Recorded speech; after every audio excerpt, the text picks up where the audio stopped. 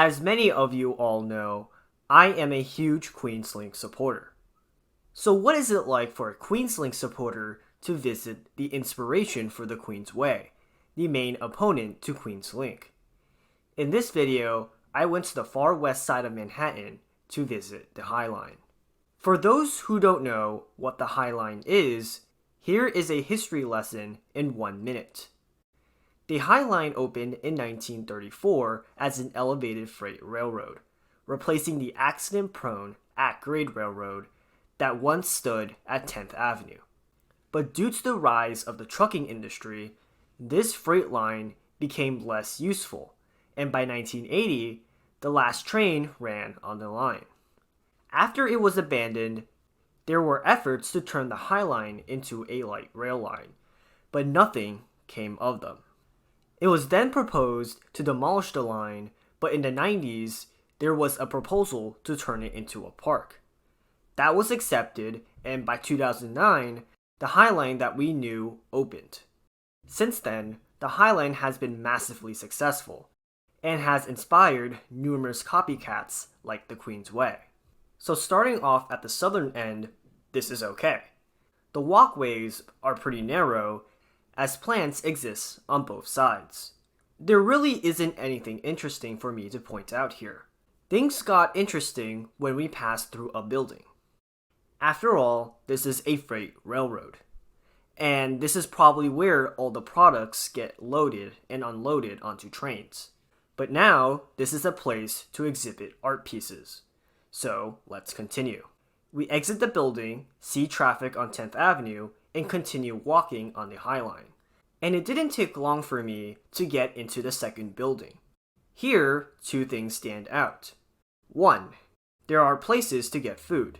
But since I walked for 5 minutes, I didn't need food, so I continued on. Second, there are visible train tracks here for us to see. I don't know if those train tracks are real or if they were placed after the High Line's conversion into a park, but it is pretty cool to see.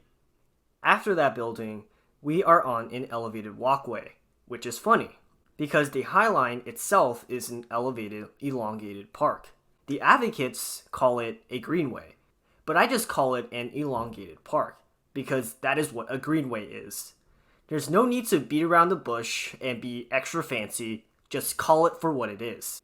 Anyway, to have another elevated walkway on top of an already existing elevated walkway is just pure comedy.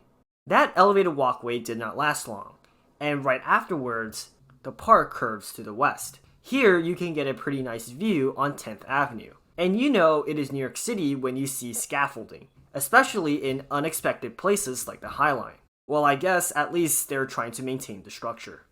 The scaffolding ends, and here we again see the imprints of the rails of the High Line.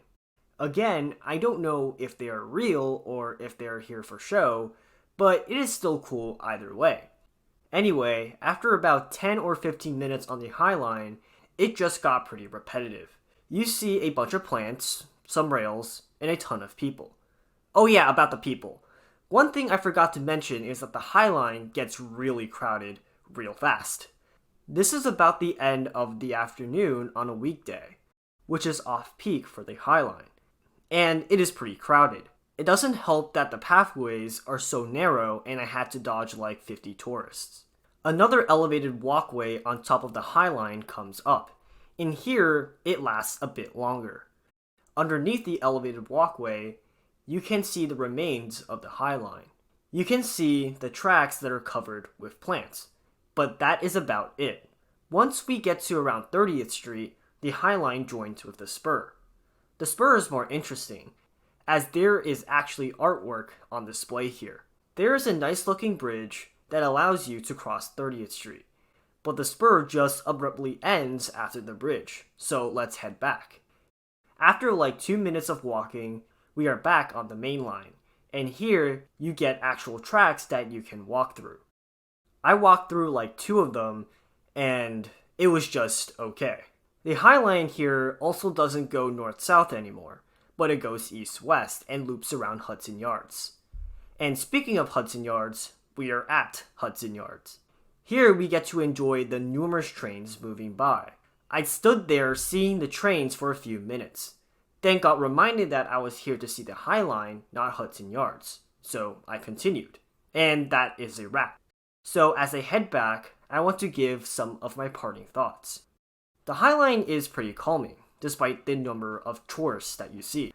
It is probably because of the numerous plants and how plants can make humans more calm. It is a pretty unique landmark for sure, because of how it repurposes the freight tracks. And there are some nice art displays located on the spur. You can use the High Line to skip the traffic on ground level if you master the art of walking really fast and dodging the tourists. But it can get pretty repetitive. But overall, the High Line is just pretty okay. So you would think that I am now more receptive to the Queensway, but I am still a solid Queenslink supporter. What people need to realize is that the Queenslink isn't just a train. It is also about parks. A lot of parks, 33 acres of them to be exact. Since Queenslink is two-tracked, there is space left over for a walking trail and bike lanes. So yeah, it would be the High Line, but with trains. Also, I think Queensway isn't learning much from the High Line. The High Line has all of the major advantages that made it into a landmark.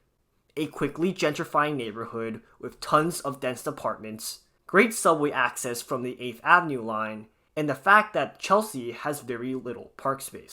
None of those apply to the areas around the Rockaway Beach branch.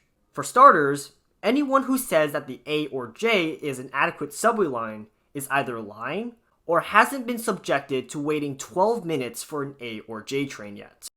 Anyone who says that the Q52 and 53 are great bus lines hasn't been on them during rush hour. Forest Hills doesn't have the dense developments near the High Line, nor is it as well known as Midtown Manhattan, nor the areas near the branch lack park space. The branch runs through Forest Park, one of the biggest parks in the city, so you are literally just building a park inside of a park. That's a pretty good use of resources, am I right? Anyway, the High Line is just a one-off success, and Queensway doesn't really have those factors working in its favor. Speaking of trains, the Rockaway Beach branch is an abandoned right-of-way. Right-of-ways, or the place where a train would run, are extremely expensive to acquire, especially in New York City where real estate is through the roof. So the fact that a right-of-way is provided means that constructing a subway here would be way cheaper. It is literally money that the city is choosing to throw away by building the Queensway. And this subway would be extremely beneficial. Woodhaven Boulevard and Van Wyck Expressway, where the abandoned line parallels, are major choke points, and a subway would pick up those commuters. According to the MTA's own feasibility study, and mind you, the MTA really isn't interested in reactivating the Rockaway Beach branch yet, they admit that close to 50,000 riders would use the Queenslink.